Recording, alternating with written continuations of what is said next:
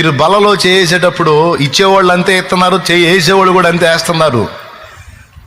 ఏదో టాబ్లెట్ వేసుకున్నట్టు, గొంతులో వేసుకొని నీళ్లు పోసుకున్నట్టు, ద్రాక్షరసం తీసుకున్నట్టు తీసుకుంటున్నారు. నా భయం చెప్పకపోతే నేను బాధ్యత విస్మరించినట్టు. అందుకే నా బాధ్యత కొద్దీ నేను చెప్తున్నా.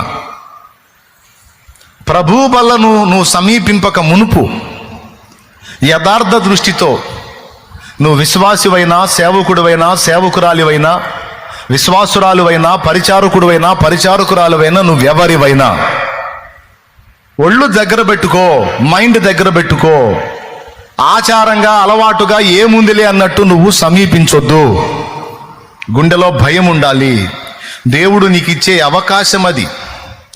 సిలువను జ్ఞాపకం చేసుకోవడానికి, నిన్ను నువ్వు పరీక్షించుకోవడానికి, దోషములను ఒప్పుకొని దిద్దుకోవడానికి, నీ బాధ్యత తెలుసుకొని నువ్వు సువార్త ప్రకటించడానికి, నిత్య జీవానికి వారసురాలు కావడానికి, దేవుని అసాధారణమైన శక్తి నీలో పనిచేయడానికి, ఇలా అనేక కారణాలను బట్టి ప్రభు వల్ల కార్యక్రమం ఏర్పాటు చేయబడింది.